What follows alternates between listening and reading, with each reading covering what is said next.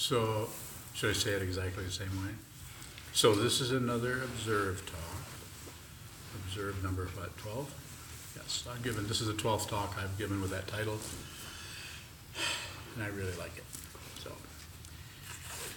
and there's so many ways you can talk about that. You can emphasize that, the idea of basically all we're saying is just not only observe, but whatever's coming towards you in any of the sense fields, just receive it. It's not that you can't add a little bit on. If there's a car driving, pulling up fast behind you, you're driving along somebody, it's not that you're kind of stupid about it. No, you add on, that car might hit me, you know, so you're not totally so, you know, so into awareness that you don't see the oncoming disaster. Of course you do. What you don't do is you don't create disasters out of just ordinary things. You don't add on necessarily whatever to whatever is arising, something that actually just is coming out of your paranoia about life or about your situation or about your job or your relationships. We all know, have a little bit of a taste of what paranoia is. It's when you make up stuff. So the idea with observe as a sitting meditation is sit down, hold still, watch what moves. If you do anything with it, and I've done meditations that are extremely complicated, where I'm visualizing all 7 chakras with a little deity in each one, and a mantra in Tibetan going around the heart center clockwise, all different colors, and at the same time I'm doing a long mantra, and then I'm also holding bells and dorjes and lots of toys. Complicated. And that's just part of the elaborate mandala that you create when you do creation completion practices that are taught in the Tibetan tradition. And I'm not against that. I'm not trying to promote something that goes against that. I would say if you need to do that kind of practice, you probably won't be able to help it. The Zen practice of shikantaza probably won't be enough for you, or you'll need to do something else. Sometimes Zen practice or shikantaza practice might work for you, but you can't find a teacher that you can get on the right wavelength with. And here you find a Tibetan Lama that you met 3 weeks ago that you're not really interested in all that Tibetan stuff, but you're on that person's wavelength. That was my experience. I started out in Zen, and then I met Chogyam Trungpa Rinpoche, a great teacher, and I was totally into that. I was what you call a true believer. And the reason I was a true believer is I was so miserable and I was so terrified in my mind that I didn't know what to do with it. I was just, I'd better see a psychiatrist, and that terrified me more because I have pretty good perception in the midst of my neurosis, I could see that this person was a little bit crazier than I was. And they had what do they call it, a PhD? Yeah, they had a doctorate in that. And so they were, it's not that she was crazy particularly, but she was not clear. I needed somebody who was really clear. And because I could see I needed help. So I left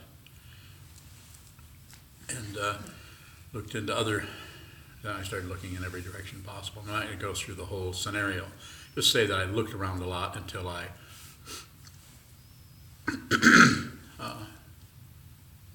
met Trungpa Rinpoche.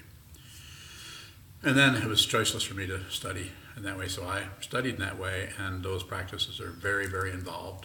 There's lots of creating images and dissolving them back into yourself over and over and over again.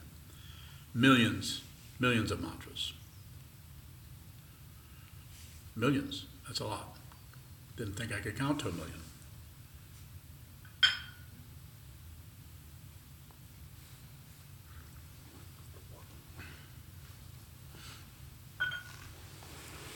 But what I am presenting today and the way I present meditation practice today is very, very simple. We do White Tara creation completion practice, which is much, much simpler than the Vajrasattva or Vajra Yogini Vajravarahi, or any of the other tantric deities that are out there. There's literally probably hundreds, if not thousands. So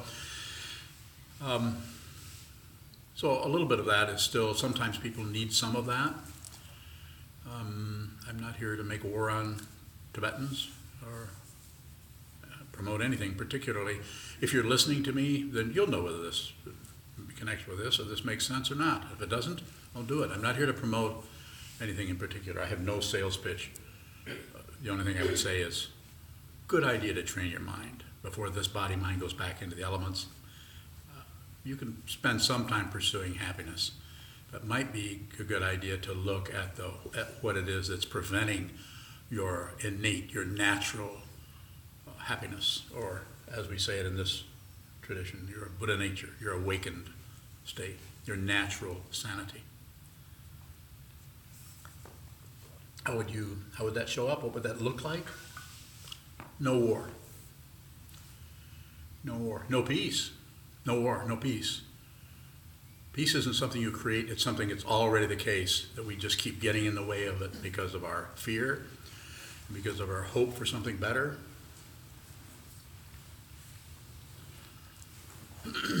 It's like Koben Chino, my Zen master, his translation, a free translation of the Heart Sutra mantra, which goes, gone, gone, gone beyond, gone completely beyond, awake, so be it, or gate, gate, paragate, parasam, gate, bodhisvaha. His translation was falling apart, falling apart, falling apart, nothing to do. I think that's pretty accurate. Not that he needed my approval. So the just observe part starts shikantaza. Just sit down, hold still, back straight, all the senses open, watch what moves. I'm not saying add on to what moves. I'm not saying subtract from what moves, or to look away. So those are the three. Don't add, don't subtract, don't divide. No math. Just observe. And sometimes in the process of doing that, as you've heard me say in the earlier talk, sometimes we notice that we spontaneously add on to something, and sometimes we can't see why are we doing that? Why can't we just see that feeling, that thought, that emotion, that memory arise and dissolve? Rise and dissolve. Why do we stop it halfway and fixate on it and worry about it and fret about it and add on to it and come up with a bunch of paraphernalia in the form of, I like it, I don't like it, it's good, it's bad, it shouldn't be there, it should be there, why are they doing this? What have I done to them? I don't deserve this, on and so forth. So that's the simple form of awareness practice, shikantaza. So meditation practice, commonly called lots of forms of meditation. Right and wrong is beside the point. You'll know.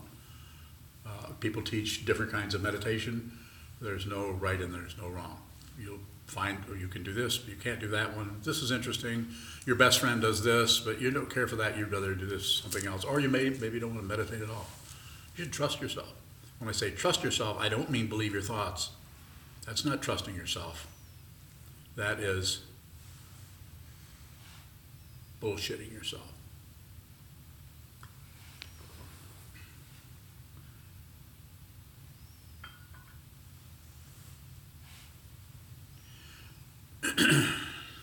Post-meditation, after the sitting practice, after the knife sharpening action that has just sharpened the blade of awareness, it feels just about as boring as you can imagine how a knife blade feels that loves cutting carrots. You've had a few of those, met a few knife blades that like to cut carrots. They really like to cut carrots, but they don't like to be dragged back and forth over a stone. It makes no sense to them. It's when they get to the carrots, now I know what I'm here to do. So, but if you don't sharpen this blade, then you might as well be cutting carrots with a butter knife, which doesn't work too well.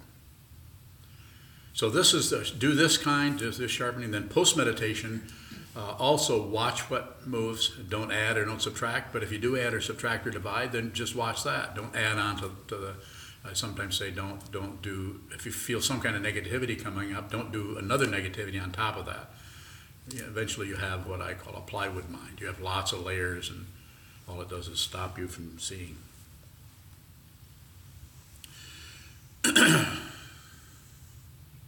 One of the things that can help you do this is everything that is arising is there. It's just naturally arisen. It could be the weather. It could be someone walking through the door. It could be someone turning on music next door. It could be your phone ringing. It could be someone, your children or your parents or your brother, sister, your mate coming in and distracting you into something else, or asking you about something, if you're taking care of this, this, or this. When that is occurring, there are other things that are actually there that are also in what we call traditionally the present moment, as if there was such a thing. Let's say there is. Well, in that present moment, besides the very voice that you're receiving, that you're immediately understanding because they're speaking Portuguese or English, you're immediately understanding what they're saying, and you're translating that into your own relative situation of, yes, no, I did not pick that up at the store, we're going to have to go back. So you have all those things happening, all those very mundane, ordinary things. There's other things that are going on there too. One of them is gravity. We ignore gravity constantly. Don't ignore gravity. It's not ignoring you. If it did, you'd be in big trouble. We'd all be in big trouble. And it could happen. Anything that is occurring can stop. Anything that is not occurring can begin. It's just the nature of relative truth. So include that. You don't have to do it in some fancy kind of way where you're puffing yourself up with how wonderfully aware you are. You do it just very simply, just a touch and go. You're listening to what someone's saying. Register the color of their shirt. Just as a discrete reception. You're just receiving red. You're receiving black. You wouldn't say that. You would just notice that. There would be no addition of a word. You'd notice your weight against the floor or on the chair. You'd know as you talk to someone, you'd be aware that your body language is part of that. So don't ignore your own body language. Other people are not. Some people are some people spend a lot of time just watching body language and not turning it into some kind of meaning. Well, he must be this or he must be that. Like, what was that show that we used to be on? Lie to Me. Yeah, Lie to Me was a show based on some company that would look at what you're doing and then write a bunch of things down and then sell that information to somebody else. Isn't that how it worked? Yeah. I'd love to meet that guy. He has a PhD. Well, then maybe I should stay away. Dr. Ekman. Dr. Ekman. So, not that isn't incorrect or that wouldn't be helpful, but we're not talking about that. We're talking about an awareness practice that is what? Including.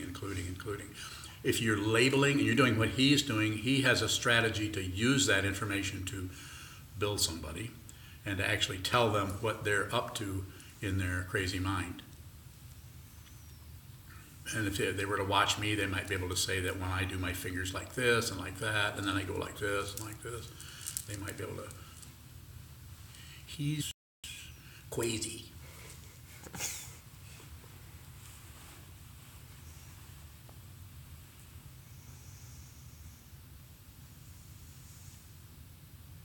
So what am I saying? I'm saying along with the natural seeing, viewing, listening to someone's tone of voice, they're talking about groceries or they need to go back to the store because they forgot something, very simple things. At the same time, this very mundane situation is happening. This is the spiritual path. And it is a spiritual path in that you have as many of your sense organs and consciousness on receive. So whatever is coming through any of the six sense fields, those objects of sounds, smells, tastes, thoughts, sounds, that you just receive them. No comment, no addition, no elaboration on anything. If you need to elaborate on something, it'll just happen spontaneously out of your awareness and not out of your thinking process or your paranoia or your self-centeredness or your, to put it bluntly, your ego. Ego is unreal, but it doesn't know that.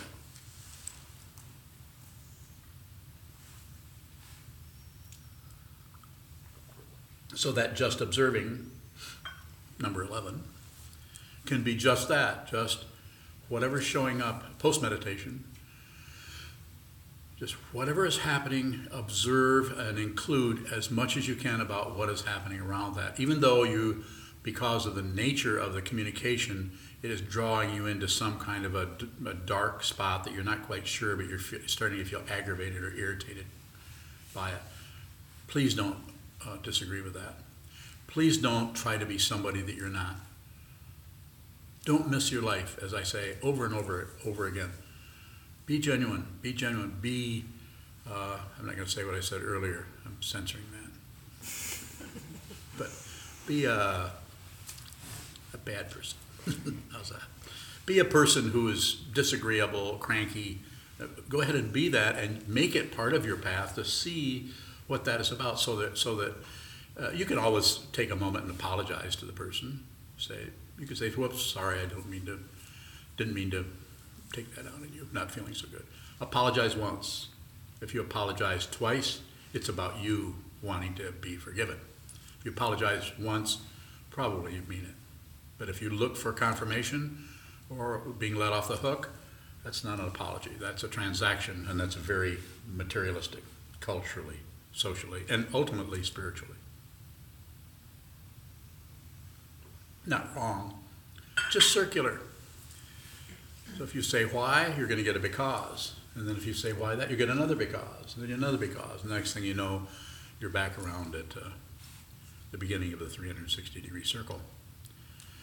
But if you say, what is that? What is that? What is this? What is this? What is this?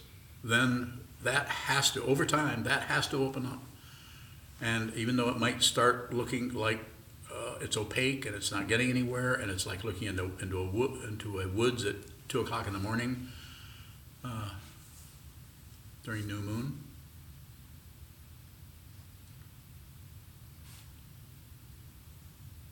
keep looking. Keep looking. Part of looking is seeing how you're not looking. Part of looking is seeing how you can't possibly look. Part of being aware is seeing I can't possibly be aware. Part of being aware is saying, I feel like I'm ignoring everything. That's awareness. Awareness is king. Awareness is queen. Awareness is LGBTQ. Did I get all the letters in there? There's a couple more. There is. What are they? I and something else. Oh. And I don't ask me what they. I'm willing to learn. So in other words, prioritize that. Get the way I talked, I think even earlier I talked about practice so that the awareness, that which is open and received more like the sky itself, has some priority. The sky is always there. It's the clouds that come and go. So if the clouds come and go, then let's prioritize. Let's identify, you could say, with the sky, which doesn't do much. It's just blue sometimes, or black, and it's just open. Clouds come, fine. Clouds leave, fine. None of your business. But we also don't ignore them. We watch what shows up, and we watch it back off. We watch it return without saying, here it comes again, or there I go again. If you say, there I go again, or anything along that line, that's actually a form of covering things up. Don't elaborate. Don't judge. But if you do judge, then don't judge the judging. Just observe. Just see what it is. Over time, it may take you 15, 20 years, 30 years. What else are you going to do with your life? As my teacher, Chogyam Trungpa Rinpoche, once said, I really like this. You may not attain enlightenment, but at least you'll make a nuisance of yourself. I think I probably made a nuisance of myself too. So the idea there is to see what's moving towards you in any of the sense fields, in particular the mind. Whatever's showing up in the mind is to observe that without changing it by your comments. Because if you comment on it, it's not that you can't have a comment, but it should be a while down the road. You should actually observe it without knowing what it is for a while. Give it some time. Let it recognize itself, rather than jump to conclusion out of some kind of fear of not knowing. Ego wants to know all the time where it's at, how it's doing, if it's successful, if it's not successful.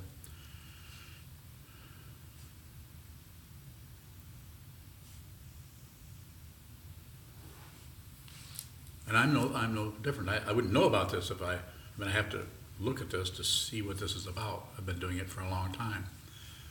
And a number of years ago, I started talking about it.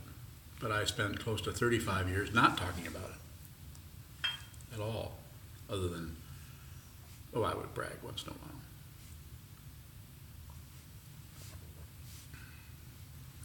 I sometimes tell people don't teach unless you have to, because if you're teaching out of some kind of information thing, a person might be better off just reading a book on it. And of course, the people that study under me who are monks who are teaching because I told them to, so therefore they have to. If they don't have to, they could go, you can become a truck driver, I wouldn't disagree with you. Or I could pull a camper. You could pull a camper right down to the monastery and park it out there and go into retreat.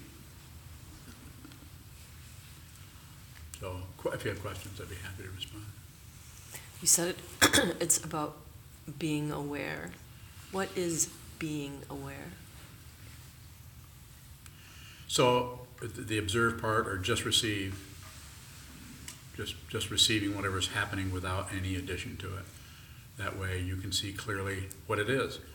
And if you know what it is, then there's the possibility you've added something onto it. You've named it before you've really looked at it. If I say don't do anything unless you have to, this is just another word for patience.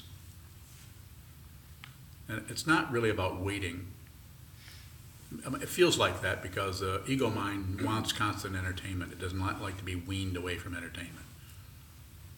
But your enlightened, your Buddha nature, your wisdom mind is that's got to be showing up. You wouldn't even be in this room. The people who have got that pretty much stomped under a bucket or under the carpeting or locked up in their storage building somewhere are not going to show up at something like this.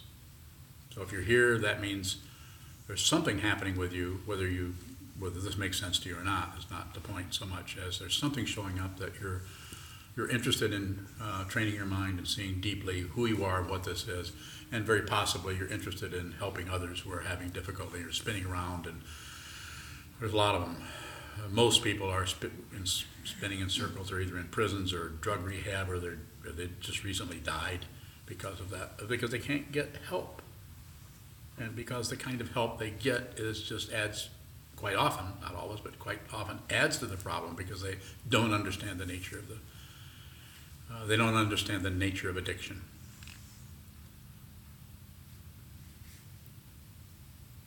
More questions, that is.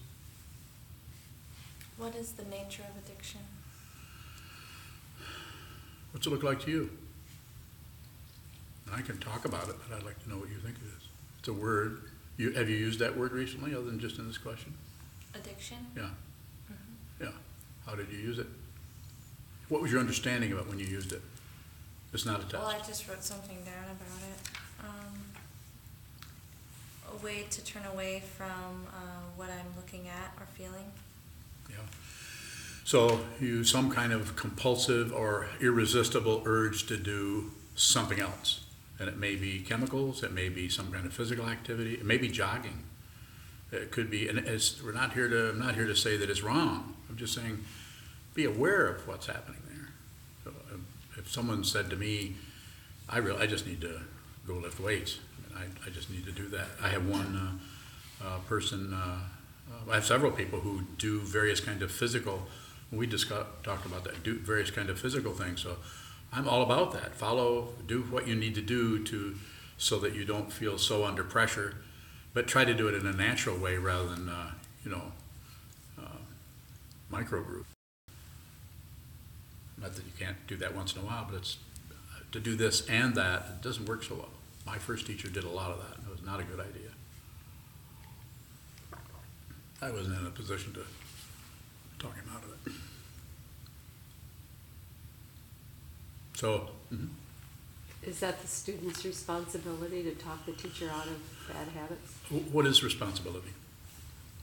The way you define it, as I recall, is the ability to respond.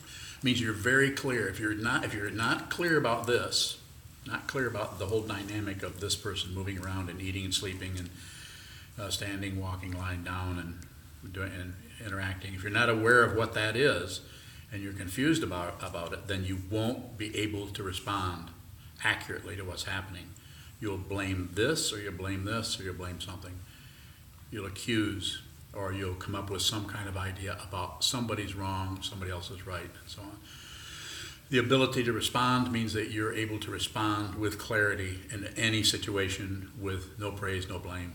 You're just functioning, and usually it would show up as doing whatever is the most helpful, supportive to whatever is happening. You'd see the entire mandala of the situation, the entire circle. Yes? Is it possible to do harm even when you see clearly?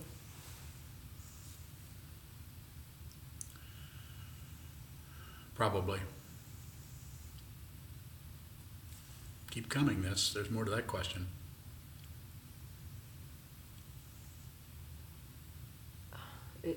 Does that go away from the big picture then?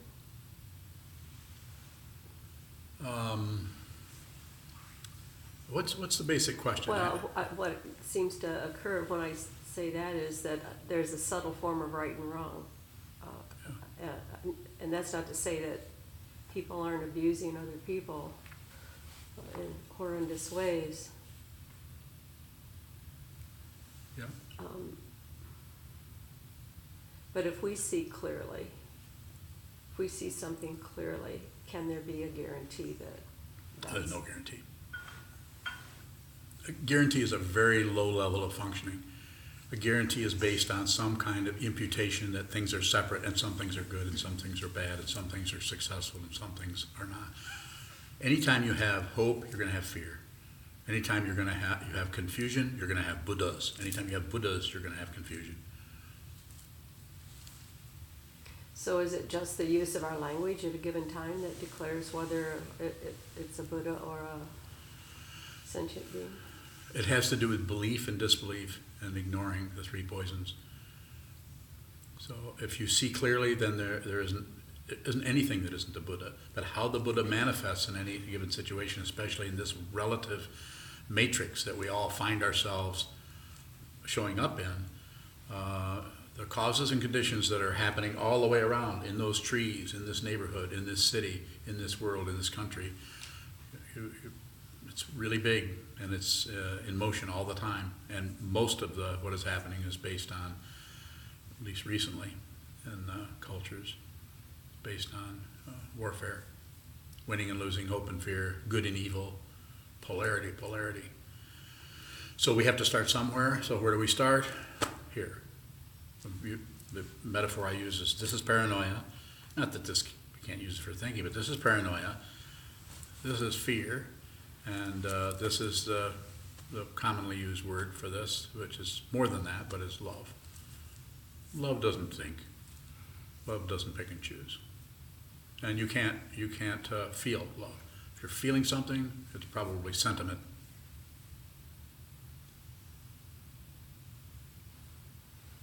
Is there a way to test whether or not our actions are harmful or beneficial?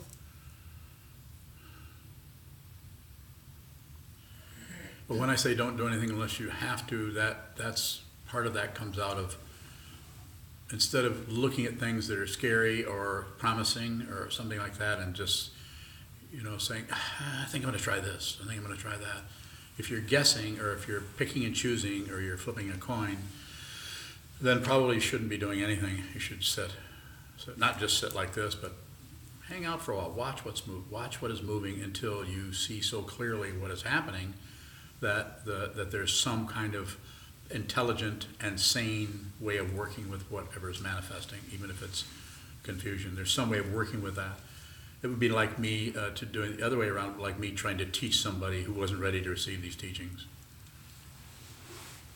Or kind of promoting, like when people promote mindfulness practice to others. I think it's a good idea. As far as I'm concerned, everybody should be a monk. But people aren't ready to do that, and people should be respected where they're at, in what they're at, in their confusion. You're not going to be able to help somebody unless you meet them in their confusion. And you can't meet them in the confusion if you think you're better than they are, or if you think you're more enlightened. Enlightenment and confusion are not two different things. And if you think they are, then you'll have some kind of warfare going on. Thank you. Yeah. What's the difference between receiving something and giving something your attention? I think it's the same. Looking at a cup, you're receiving the color, giving it your attention. So when the receiving part is one part of generosity. You receive the generosity of what's being given, and the giving something your attention is you're giving your attention to that. So both of those things are occurring. Giving something your attention and then receiving what it gives you. It seems attention can be restrictive in the sense that I focus on the cup, but I seem to be not including everything else. Well, the stacked chairs against the wall are not going to be lonely if you look at the cup, because they're not separate from that. It's a way of talking about it. I'm not trying to be silly or tricky or something. I'm just saying that to really give anything your attention is to not really ignore anything else. Especially if you're focusing or looking at it and you're receiving it. If you have some expectations about it, if you have a standard set up and you're not living up to it, it's a misunderstanding about standards. Standards, people quite often think that standards are about controlling, making laws and obeying the laws, and really they're guidelines. Is there a difference between just receiving and observing?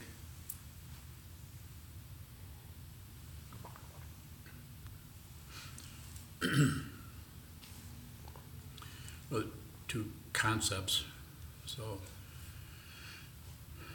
very similar, but there could be differences there, some kind of nuance happening. But just observing might be there might be some a little bit more, you could say, proactive, endeavoring to just observe what's happening, whereas the receiving might be a little bit more passive, maybe. But even those words don't, they could help. So when I'm observing the river, am I also receiving the river? Probably. What happens when I receive the river? You're not separate from it. But it's not going to show up as an identity like, I'm just like the river. I better go write some poems. Not that you couldn't write beautiful poems, especially if you were, who's that one guy? Who's that one guy, Fleta? Which guy? And why is he a guy? Huh? And why is he a guy? I didn't hear that. What was? Why, you said that guy, why is he a guy? Well, I'm a guy. You think it would be all for girls?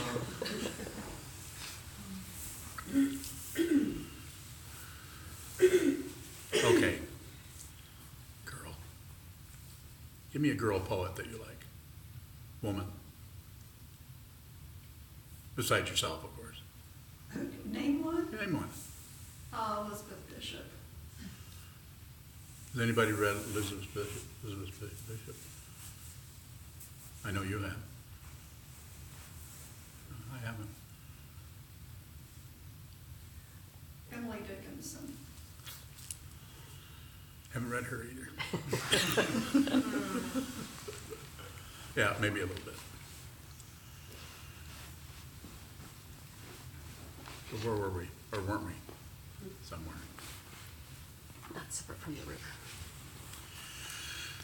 Yes, if you're really, to go back to that, if you're observing, looking at something that, though you may not recognize it as such, you're not separate from anything you're looking at. If you're actually with someone, listening to someone talk, whether it's your mom or your dad or your brother, your neighbor, your spouse, and just listening to them, you're not separate from them. You're separated. There's two physical forms, but you're with that person. You're with them. And it's very, very generous to give someone your attention.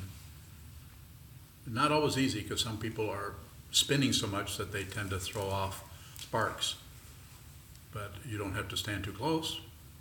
step back a little bit and then give them some attention. Listening to people. Listen to them complain about their lawnmower.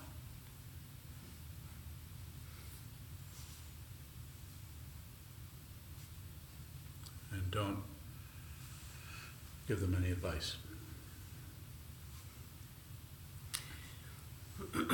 Listening to people. So I remember you talking about having an experience of someone coming to the door, a Jehovah's Witness or something, and they have an agenda. So if someone has an agenda,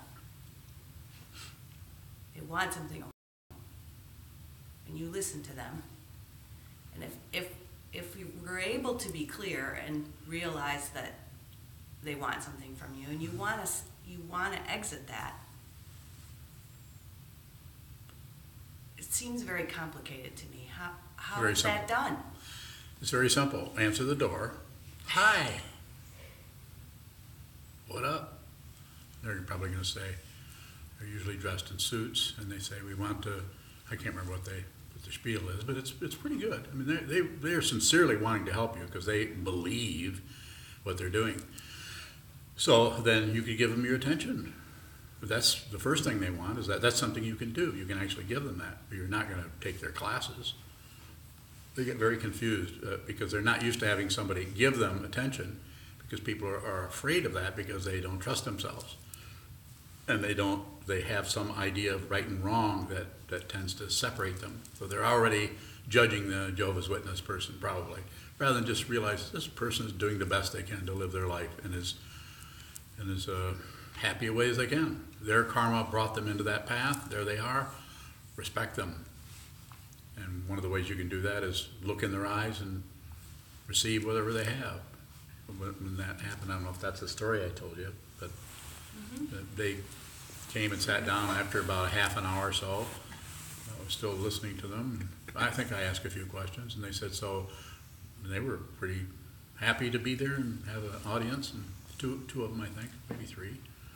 This has been 20 years ago or more. And but I listened, and it was interesting.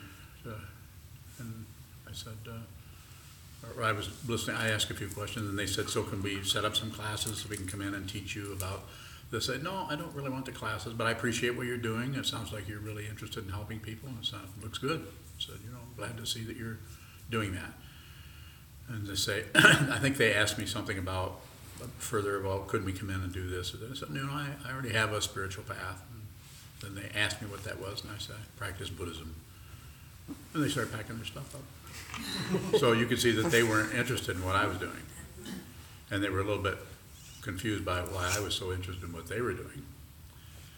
So it was quite funny. I mean, it was humorous. I mean, I wasn't laughing at them, but it was humorous to see them. I should put this over there. Here, take the whatever the board they were pointing things on, folding everything up, and they left. And I don't know, it wasn't that difficult. It took a little time, but it wasn't that difficult to do that. So the way you get tangled up in a sales pitch is when you spend your time trying to figure out how to get away from it. Yes, as if there's something to get away from. Everything you're trying to get away from is your mind. There's nothing really threatening anywhere. I'm not saying that somebody can't have a gun and threaten you, but if you know what this is and who this is, then you're not going to be threatened by some Jehovah's Witnesses. Just like if somebody came in and had a gun and held you up, I don't know what you would do. I would say, well, take whatever you want. And they would look at my son's safe and say, we want in there. And I said, I don't know the combination of that. He says, yes, you do. And I said, well, actually, I do, but I forgot it. I said, if you don't give me the combination of that safe, we're going to end your life, old man. And I would say, do what you have to do. And I don't know if they would or not, but it'd be interesting. Let's make a movie. Further questions?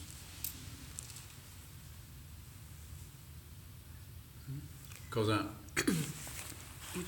I don't know how you said it, but you talked about how we translate things into our own language. Situation comes up and you're translating it how it makes sense. it seems like that happens automatically and habitually.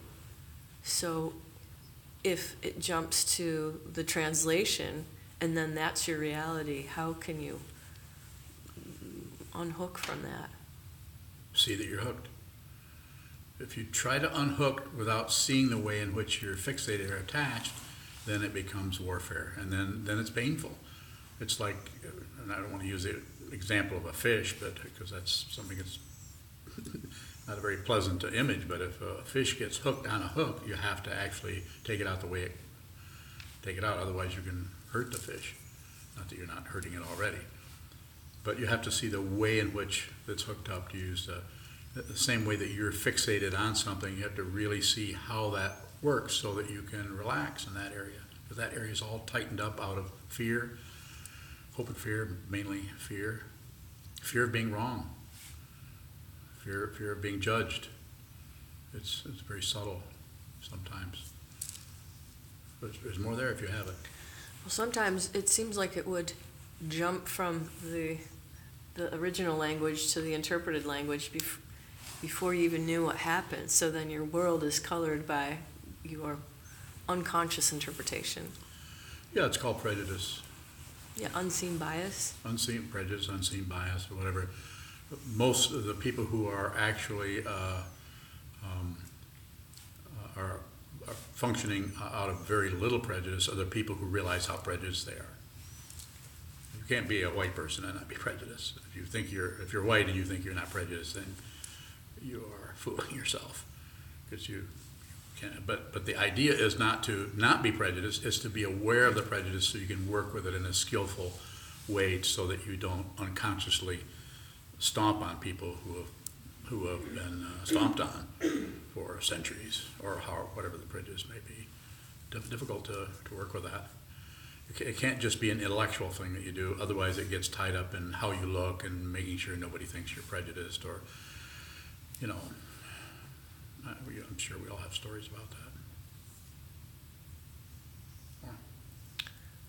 So if the original thing comes up and then there's the Extra. reflexive interpretation, then it goes right into the stomping. Yes. Is there any way to... So you're telling me about that, so you're already aware that functions. So if that's continuing to happen in that same situation, then you're adding something in there that you're not aware of, or could not. It needs fuel to keep going, and the fuel it gets from ignoring, or a combination of that and aggression, passion, which shows up in terms of explaining or justifying or condemning or too much analysis. And so continue to look at it with nothing extra. Don't add anything to it. Already enough ingredients there to bake a cake. More? So you have an example of something you can say, so you can give me a context for the environment, like something we've never used before, because I don't want to go back to the Toyota dealership.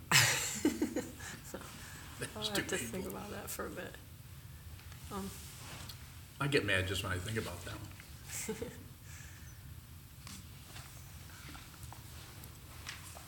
Anger doesn't go anywhere. Distress doesn't go anywhere. Passion, aggression, hope, and fear, all those things are still wandering around looking for somebody to host them all the time. You don't have to go to war. You don't have to take any position on anything other than hold your seat, watch what moves, so that very awareness, the boundary between this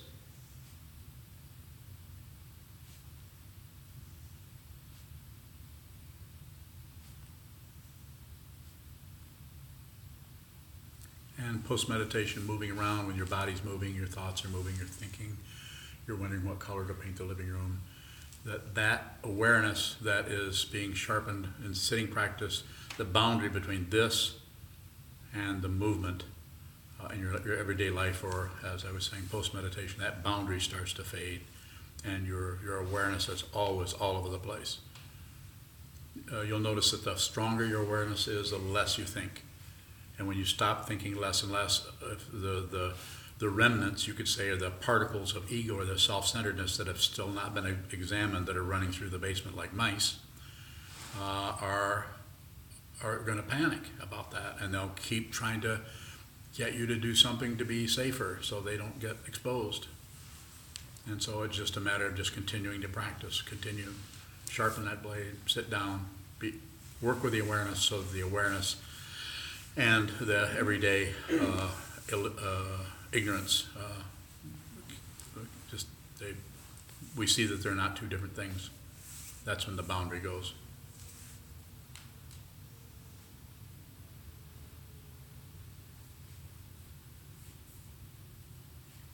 Any other questions?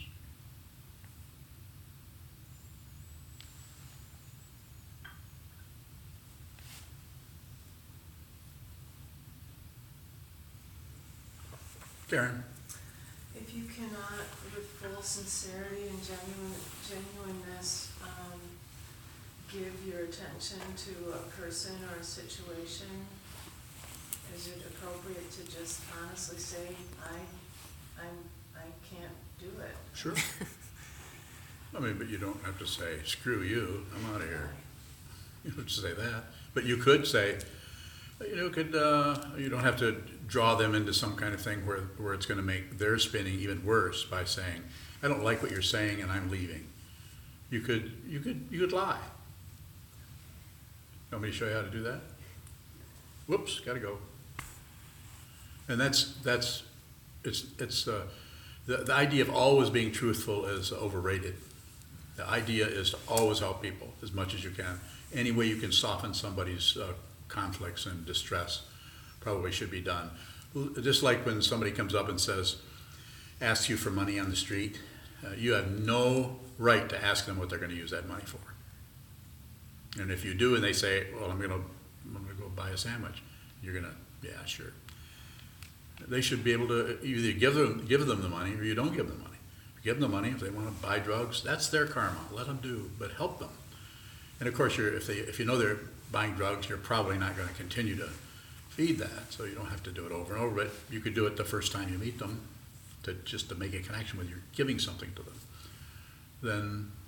Then they're going to give their attention to you the next time. And the next time they see you, say, lie, I'm broke. They're lying to you. You lie to them, I'm broke. And then you could ask them, so what are you up to today? And then, in other words, it depends on where you're at. It's the causes and conditions. You might have something else you have to do, but meet them where they're at.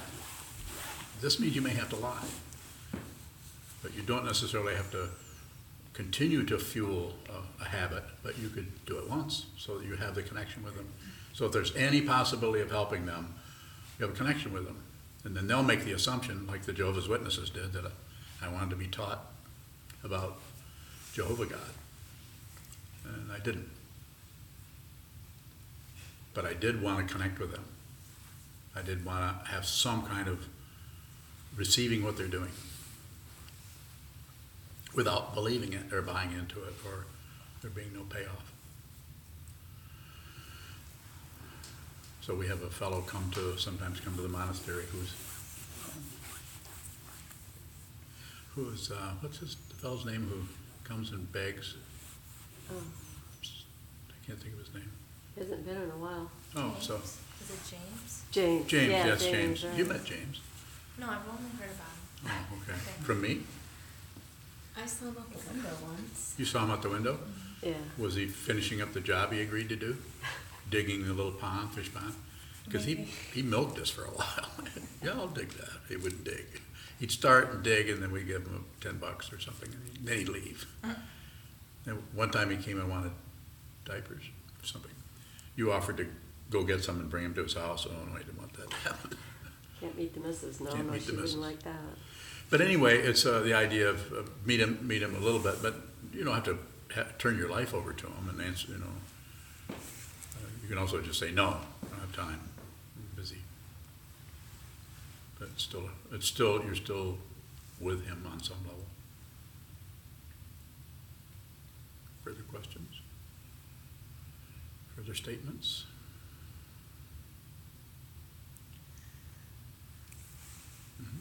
So to take James, for example, as the Yes. story. The situation comes up, and then, without even knowing it, there's the story about James, and the response, without even knowing it, comes out of the story about James rather than Mhm. the initial situation. Yeah, but you know all that. You're aware of all that. So how can you strengthen seeing the primary? Don't forget gravity. You've got all kinds of incredibly present moment stuff happening in all the other five sense consciousnesses. And what do? We ignore them and suck up into our fretting about, oh my God, James, why doesn't he get a job? Of course, you wouldn't use that voice.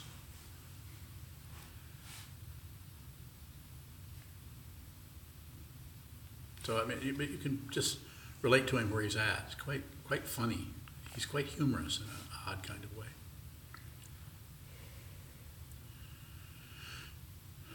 There's no right way to do it. You're just there, and he's standing around trying to figure out how to weasel some money out of you. And you're not running away. You're not giving him any money. Or you might give him $1. I wonder, wasn't it one time we gave him some change and he got mad at us because that wasn't very much. And of course you don't say anything. You say, well, that's all I've got. I think Shoka did that one day. So, not trying to be mean to James. James, I'm sure, has a circuit that he goes around because he doesn't work.